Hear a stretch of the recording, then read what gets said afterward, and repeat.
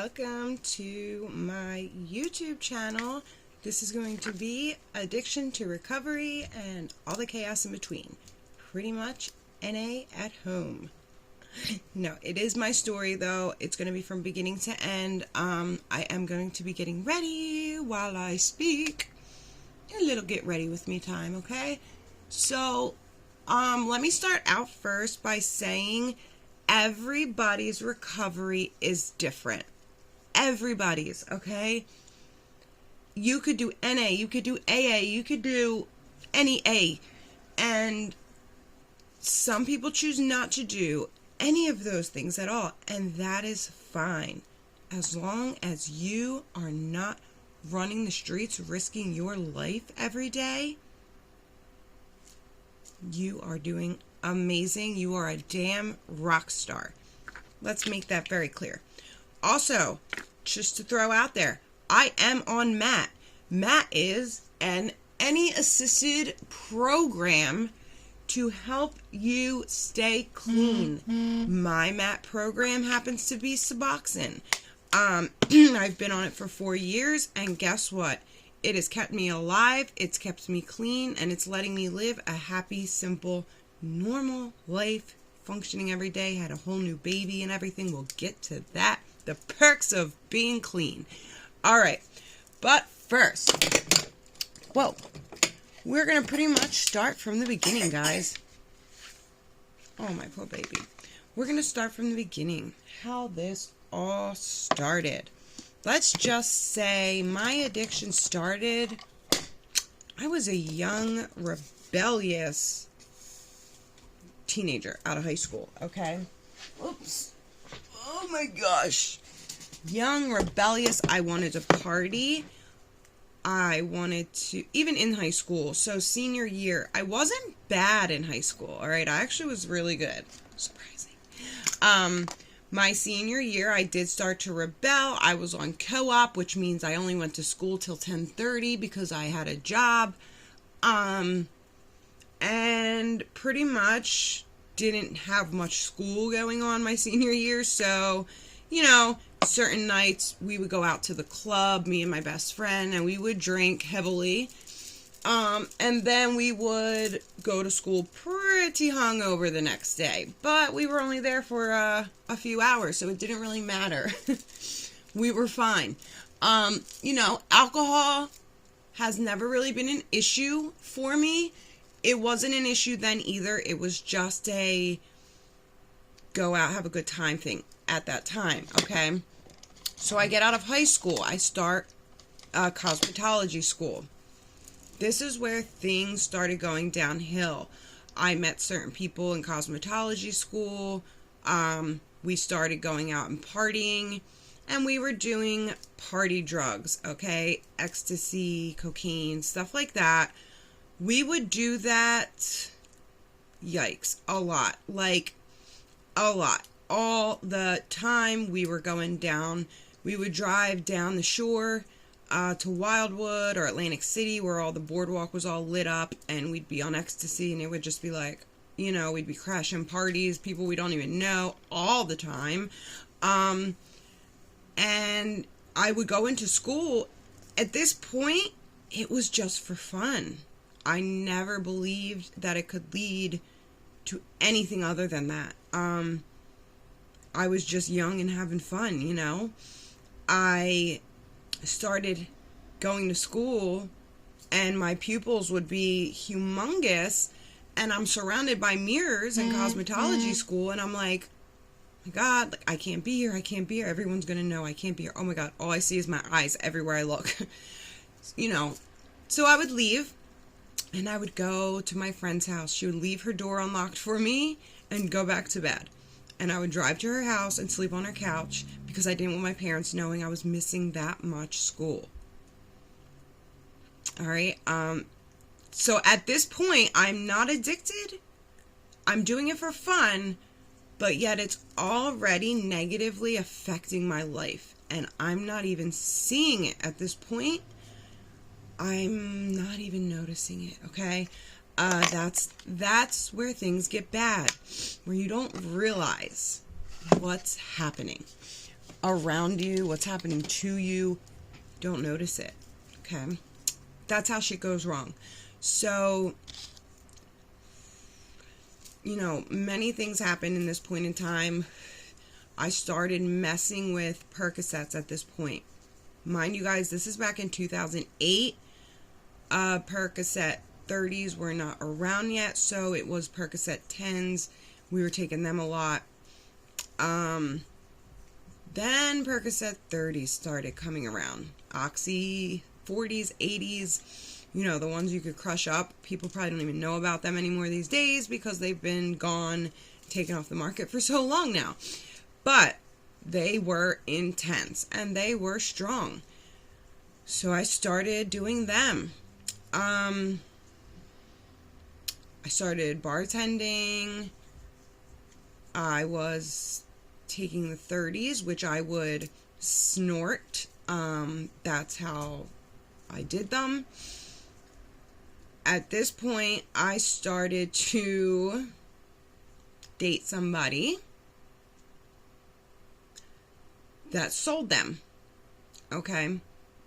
Now, it was my first time ever doing a 30. Because like I said, I was doing 10s up to this point. I met him. My friend took me to his house. I met him and I sniffed the 30. And I remember just sitting there and telling myself how great I felt. All of my problems, I couldn't even remember them. Like, I loved it. Biggest problem right there is that I loved it. I have a very addictive personality, and my brain function was just like, it loved it. It took it in, it loved it. And that was that. I literally never stopped from that day forward. I started every day, and me and him started talking and dating. Shit started getting crazy real fast, guys. Let me just tell you that. Real fast. The kid I was dating and my friend who introduced me to him, they both started robbing people for whole prescriptions of Percocet 30s or all of their money to buy a prescription of Percocet 30s so they could go buy their own script. I'm talking people were looking for us and hunting us down. And they were using my car. Sometimes I was in the car. Sometimes I wasn't. Sometimes we did it in a truck. But I literally remember being in the back seat, ducking down because I thought I was going to get shot. And they're driving my car and in the passenger seat. And they're literally flying out into traffic, cutting straight through a gas station, flying out into the traffic on the other side of the gas station, trying to get away from the person chasing us with a gun because we just robbed their entire script of Percocet 30s. It was insane. I didn't really know what to do at this point. I never had been in a situation like this, and I kind of was like, oh my God, this is insane. What is going on? Is this what you're just going to keep doing? It got crazy. I ended up moving from South Jersey to South Philly, which it's right over the bridge from South Jersey. It's 10 minutes away to the bridge. So I moved over there with him to hide, to get out of here, to hide from people. Guys, mind you, this is the very beginning of my addiction. Shit just started. This shit goes on for 10 motherfucking years and just gets intensively worse. This was just the beginning. We moved to Philly. My car, I had to park blocks and blocks away so that no one would find it or know where we lived. Many times I'd go out to my car and walk to it, and the tires would be slashed, the windows would be smashed, just different things of people looking for us. They'd find my car, but they couldn't find us because we'd park it so far away. Insanity. I was there by myself the one time, and I was up on the 3rd floor we lived on, and I hear somebody kicking, banging. And there's this person kicking the door in. So now once you get in the front door, you can shut that and then kick the door in to get up the steps, and nobody will see you because now you shut the door. So I called the cops. I didn't know what to do. I was there all by myself. I had a big heavy metal thing full of tools on the ledge where the steps came up so that I could literally dump it onto somebody's head. It was like a Home Alone fucking, like, what? Like Home Alone when he dumps tools on people and shit. Like, that's the life I was living. Not normal, guys. Not normal by any means. Okay? Terrible. So at this point, I called the cops and I'm sitting there like, there's someone trying to break in my house. I don't know what to do. They come, guns loaded, fully drawn out, surrounding my door. They open it. The kid is gone at this point, but he left a huge Nike shoe print dead in the middle of the door. So they took like a thing of the shoe print, whatever. Never found out like who that was or caught him. But I was petrified. Like, I was petrified. The people who were doing the robbing and who was really, you know, I was just kind of there. They weren't even there. They weren't even home. I was there by myself. What would have happened to me if this person got in? Who knows, right? But I continued doing this shit. I was doing so many already at this point. I was doing them all day long. All day long. It was ridiculous. At one point, I ended up, like, in the hospital with a kidney infection. I was doing so many 30s, one after another, after another, after another, wondering why the pain wouldn't go away in my back. And I had, like, 103.4 fever. And the kid I was dating, that I lived in Philly with, had gotten locked up on a warrant. And I'm out in the car, driving, literally felt like I was going to die, 103.4 fever with this pain in my back, selling Percocet 30s, delivering them to all these people, trying to get enough money to bail him out of jail. Why? Why is it that I was never put first? Like, I never put myself first. I was always making sure everyone else was okay. That was always my problem. So I ended up in the hospital with a kidney infection. That's what was wrong. They're like, why? Why did you wait so long to come in? Well, I had things to do, you know? I had to get this shit done and bail him out of jail real quick, which I did. But besides the point. I ended up actually leaving him because shit got crazy with his baby mom, who is still crazy. Still we have drama, but this was in 2008 and still can't get over it. So she don't want to get over it. It was her baby dad. I was with him. She felt like I took him from her. They were already broke up when I started talking to him. But, so the one day I come back to Philly and I walk in the house and my door is locked. What, bitch? Excuse me?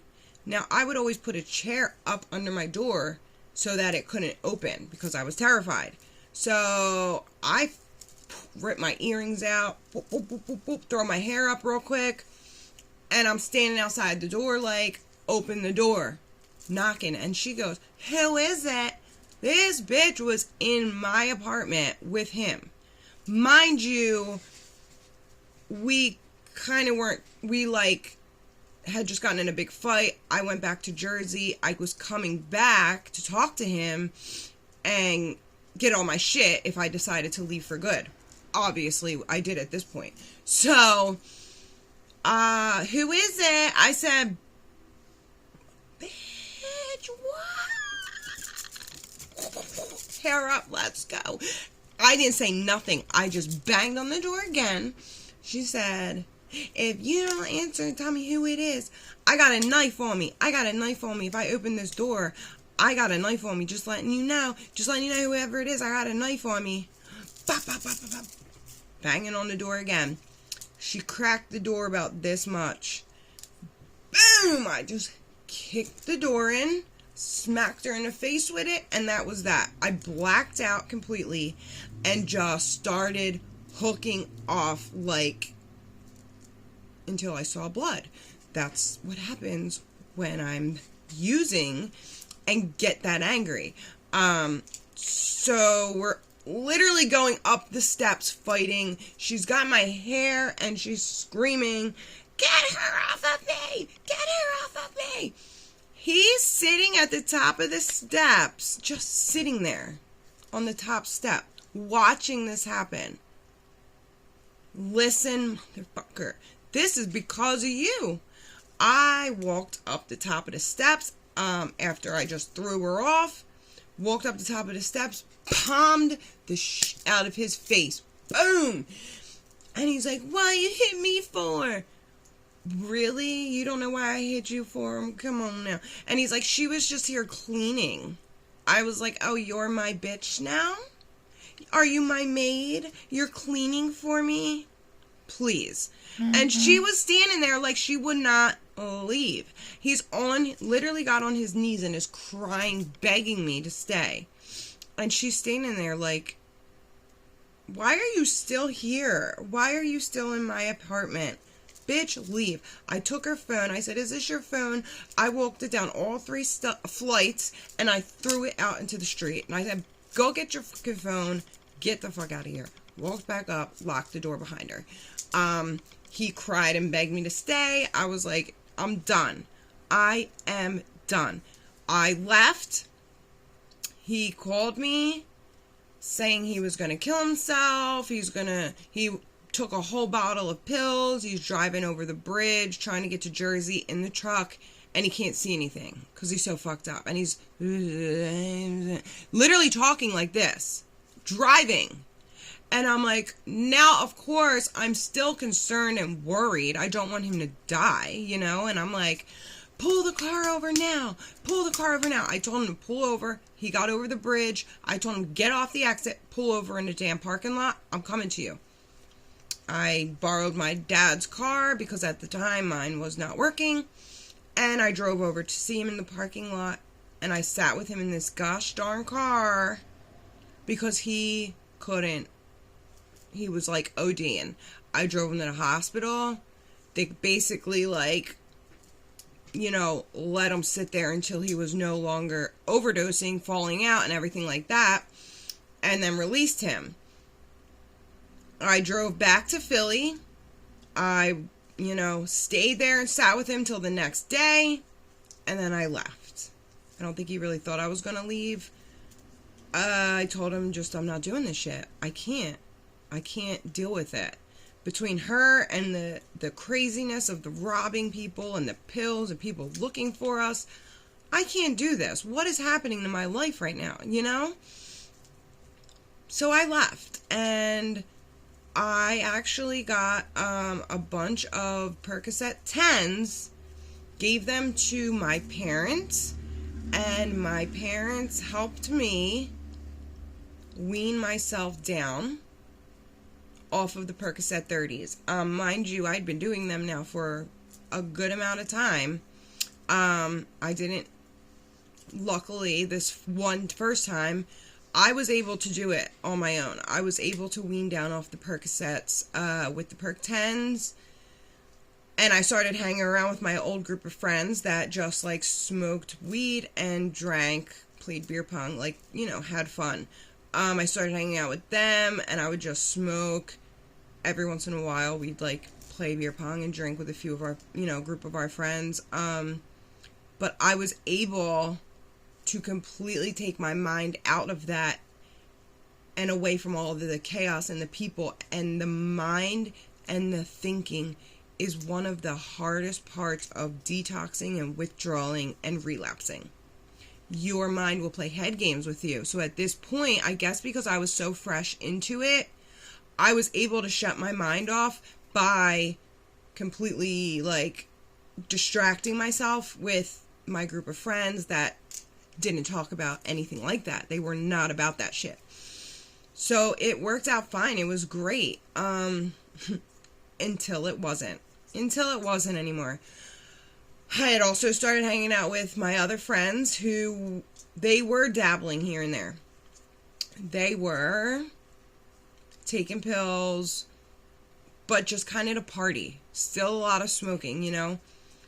Me and one of the kids, though, who were really, really close, he was one of my best friends, we started taking the pills, again, the Percocet 30s, or the Oxys. The Oxys he was really big into. I preferred the 30s, he preferred the Oxys, but we started taking them without letting our other friends know. We would take them all the time. So it started to get bad again, but it wasn't full blown. It was still under control. So I thought. I always think I have it under control until I don't anymore. Until it takes complete control of me. So I ended up, I started working at this bar. I started seeing somebody who, again, I don't know how or why these guys that sell the drugs always somehow wanted to end up being with me. And I would fall for it, you know. This person who, by the way, though, I ended up being with this person I'm about to mention now. I was with him for about 6 years. Our addiction took off together. We went through it all together. Me and the kid I'm about to mention now.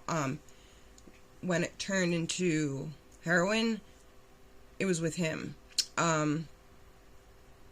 He was not doing heroin either. At this point in time, it was just the Percocet 30s. This is before a heroin epidemic hit. Alright, this is before the pill mills were shut down. This is 2009 now we're in. So he kept coming up to my job and he would get food and drink and just hang out with me. And he was selling the 30s, so I started doing them more. And then me and him just ended up together, and it was like, it was amazing, and the drugs definitely ruined that relationship. Drugs have ruined all of my relationships. Literally every single one of them. Every single one of them. Every relationship I was in, drugs were involved, and every relationship I was in, drugs is what destroyed them. Except for the one I'm in now. Drugs have never been involved, and clearly won't destroy them because they are not even in the picture. Thank God. But this kid and me, we loved life. We were doing 30s, he was selling them, so we had tons to do. I mean, we were doing them all day long. Shit happened with him. Now, mind you guys, this was going on for a while, alright? I was with him for a long time. We broke up. I'll explain all that. We broke up and then I was with him again. So, we end up, at one point, going to sell 30s to somebody. And now this is at my friend's house, who I originally just was saying we started using without our other friends knowing. It was their house, but it was the person that lived on the second floor. And they said to me that they wanted a bottle of whatever and to come alone. They said to come alone.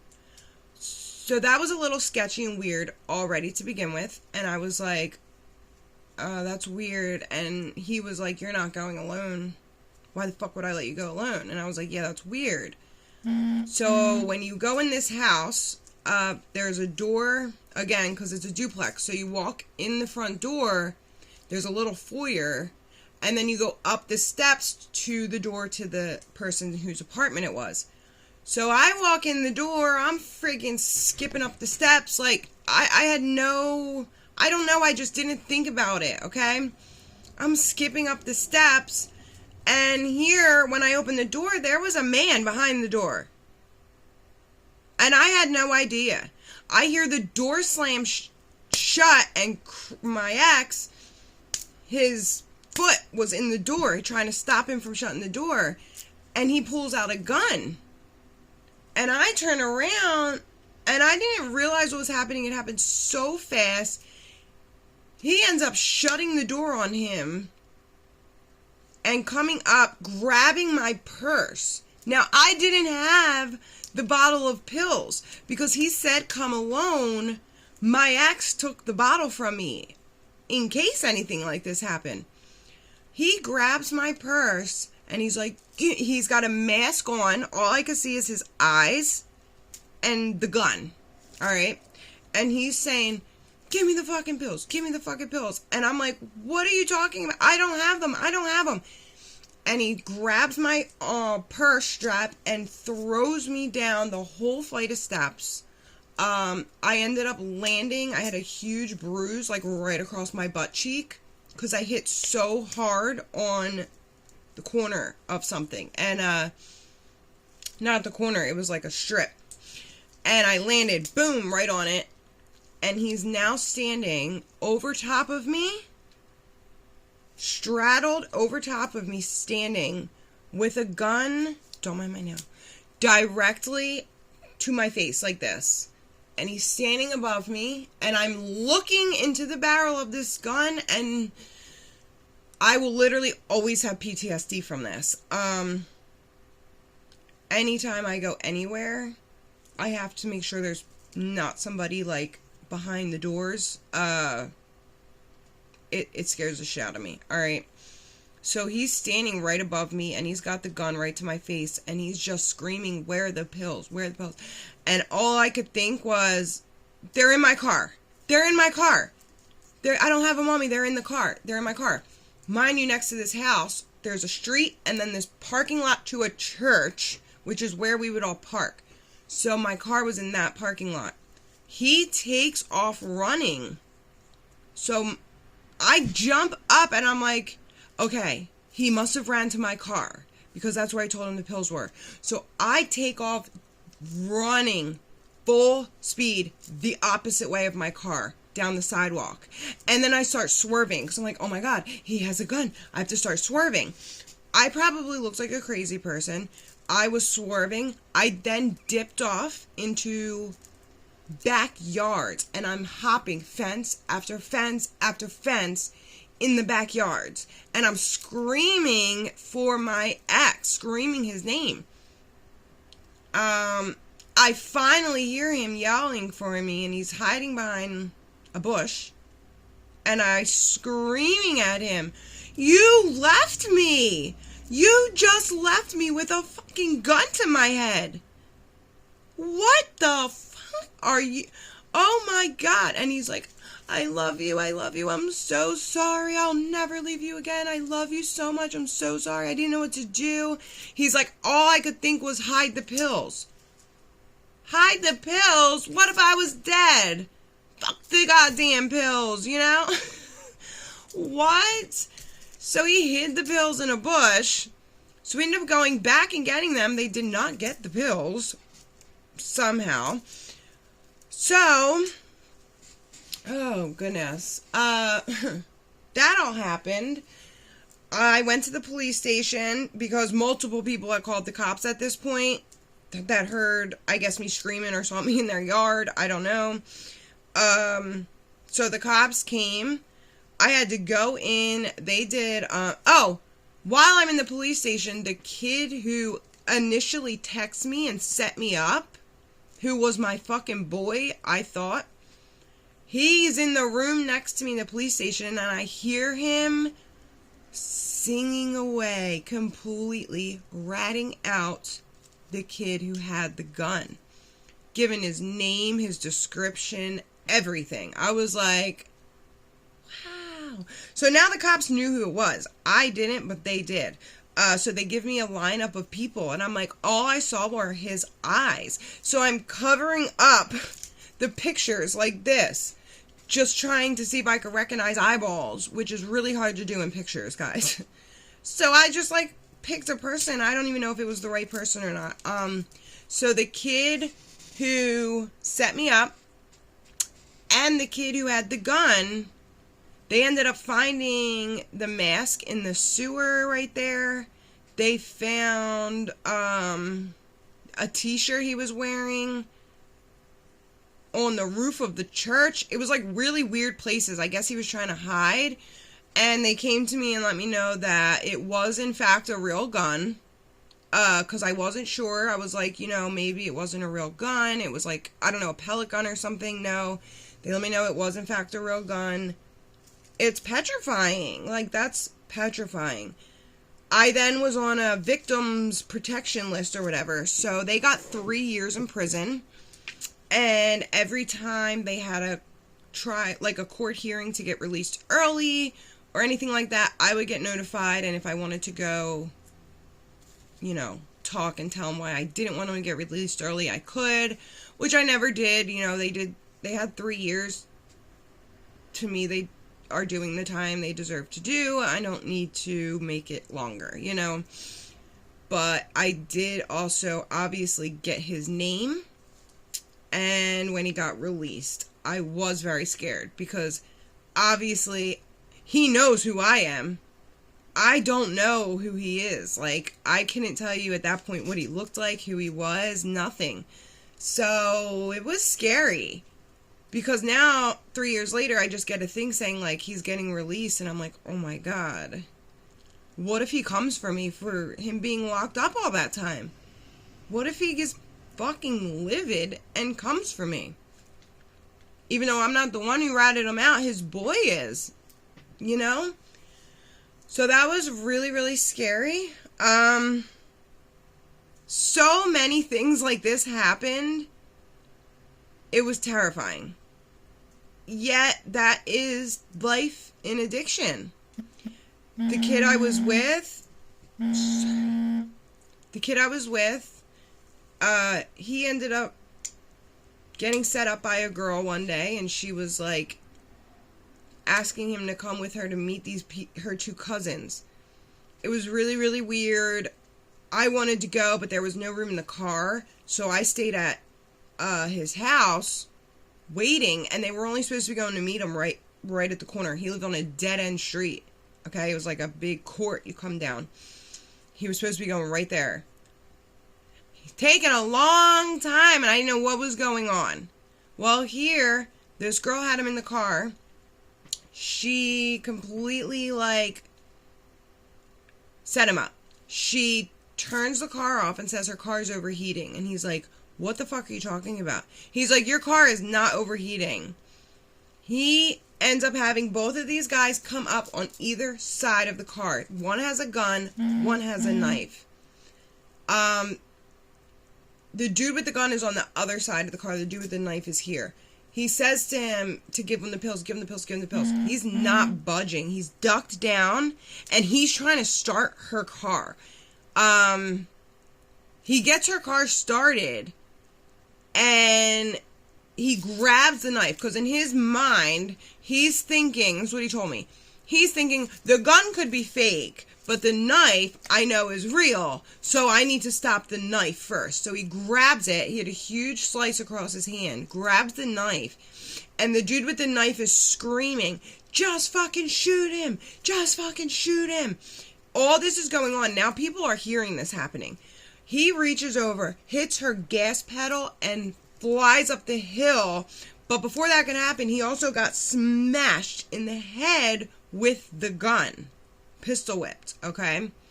He gets to the top of the hill. His best friend lives in the house right up there.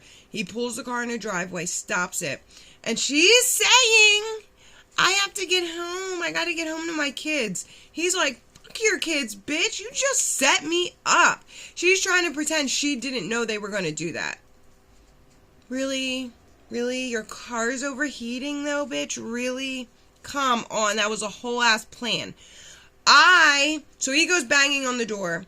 His friend's mother comes to the door. He's doused in blood from getting his head gashed open. She opens the door, freaking out, calls the cops. I now at this point go flying down because I see cops coming down to where it first initially happened. I go up the hill to his friends, me and his mother, because me and her were like, where is he? What the fuck's going on? We see cops. I fly up the hill. I see all the cops. I see an ambulance. I see him. His hair, he looked purple because there was so much blood. It just looked purple. I see her sitting in a chair at the top of the driveway with cops. And again, I just blacked out and started darting toward her like, you did this, bitch. You fucking set him up. You did this. And I was ready to pounce, okay? Well, I end up getting gripped up by like 3 cops, and they're holding me, and they're like, do you want to go to jail too? Calm down, calm down. And I'm like, she fucking did this. This is all her fault. She set this up. And, so I had to calm down. I went and talked to him. They said he lost a lot of blood. He had to get staples in his head, stitches in his hand, a few other things. It was bad. Now they're trying to find the kids who did this. A lady walking her dog the next day found like a bloody t-shirt in the woods back there, which was the kid who had the knife, had the blood all over him, his blood all over him, and she found that. Could you imagine this old lady walking a dog finds like this stuff covered in blood? It was terrifying, because now we didn't know what was going to happen, if these kids were going to come for us again. Mind you, all that happened, and he never gave up the damn pills.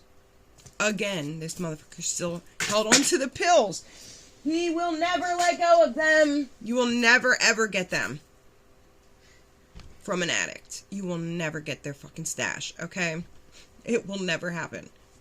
I don't know. Not when you're with me, I guess. But, yeah, so that was absolutely insane, okay? They were never caught. They knew who it was because it was her cousins. So everybody knew who they were, and people were calling us, telling us, oh, we heard this saying that. But the cops couldn't do nothing about it.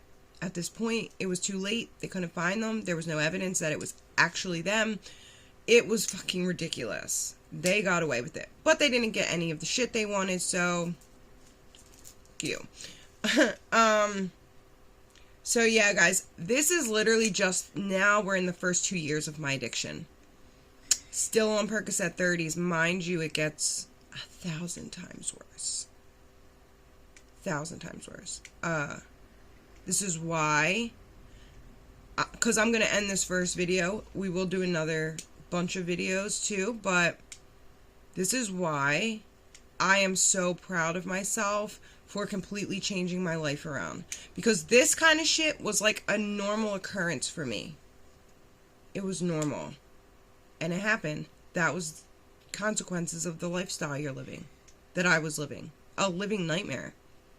It only gets worse from here, until, obviously, when I got clean. And then, things still were really fucked up for me, but I didn't use.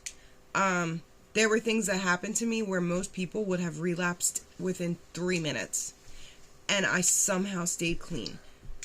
The domestic violence that happened to me with the kid I was talking to, I was clean through all that.